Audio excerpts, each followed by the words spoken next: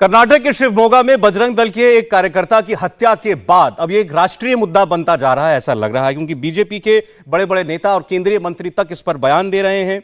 इसके लिए कुछ संगठनों को जिम्मेदार ठहराया जा रहा है और प्रधानमंत्री को चिट्ठी लिखकर इस पूरे मामले की एनआईए जांच की मांग तक की जा चुकी है। सुधांशु त्रिवेदी जी, भाजपा के सांसद, हमारे साथ जुड़ रहे हैं। सुधांशु जी, आपका स्वागत है। मैं दो तीन बयान आपको बता रहा हूं, फिर जहां पैनल में जो बात हुई आपके आने से पहले बताता हूं। बीएल संतोष जी कहते हैं, बलिदानी हर्षा जिहादियों के घर के सामने मारा गया क्योंकि हिजाब के खिलाफ प्रदर्शन करता था। गिरिराज सिंह कहते हैं, सेक्युलरिज्म का हिजाब पहनकर देश की अखंडता और सभ्यता को बचाने वालों की मॉब लिंचिंग टुकड़े टुकड़े गैंग ने करवा दी है। जो कर्नाटका के होम मिनिस्टर है वो कहते हैं, हमें नहीं मालूम अभी इसके पीछे क्या वजह है, या हिजाब वजह थी या कौन लोग, अभी हम नहीं जानते। लेकिन वहीं के कैबिनेट मंत्री कहते हैं कि मुसलमान गुंडों ने हर्षा को मारा। पैनल में बैठे लोग अभी ये कह रहे थे, जो कर्नाटक से हैं, हमारे साथ अब्दुल रज़ाक खान जी हैं, दानिश कुरैशी जी हैं, कि जांच हो जाने थे, पहले से ही नतीजे पर कैसे पहुंच गए सब लोग।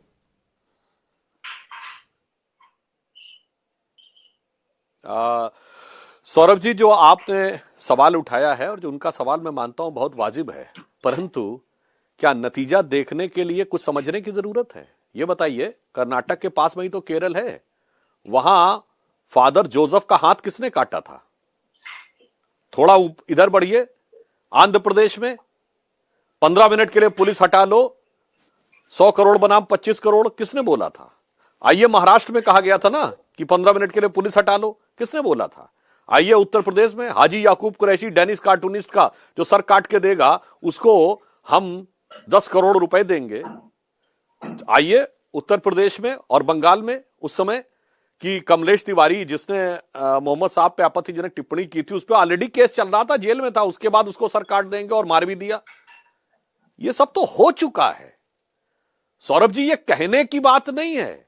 और उसके बाद कहा क्या क्या गया है, तालिबान की सरकार वहां बनती है, शफीकुर रहमान बर्क, समाजवादी पार्टी के सांसद, तालिबान मेरे दिल में है।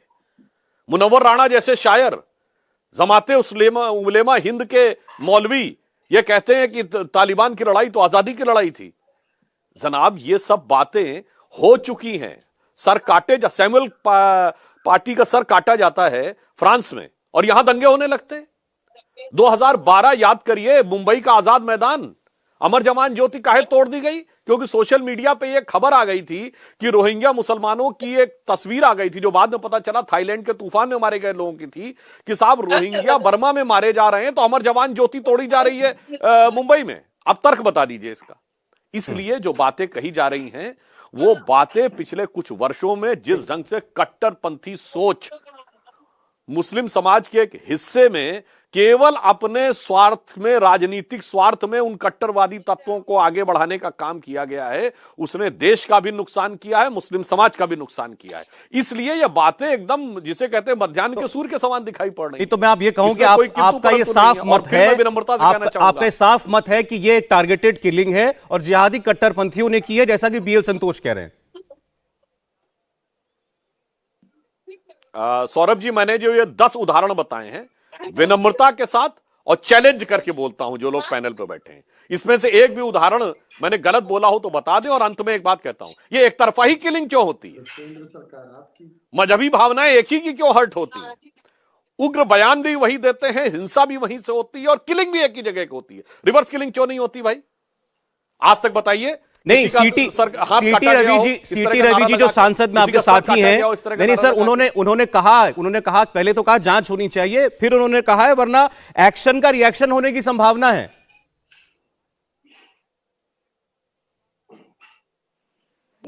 देखिए, सीटी रवि जी का कोई बयान मैंने नहीं देखा तो मैं उस पर रिएक्ट नहीं कर सकता, परंतु इतना मैं जरूर कहना चाहूंगा कि सरकार और भारत की न्याय व्यवस्था पर हमें पूरा विश्वास है। हमारी सरकार पूरी सतर्कता के साथ, सजगता के साथ, कड़ाई के साथ कार्रवाई कर रही है। दोषियों को पकड़ा भी जा चुका है और उन पे कार्रवाई भी होगी। इसलिए किसी भी प्रकार के एक्शन रिएक्शन की बात को मैं कदापि उचित नहीं मानता हूं। चलिए, ठीक। इंडिया टीवी हर वक्त हर जगह डाउनलोड करने के लिए सर्च करें India TV news Google play store या ऐप स्टोर पर।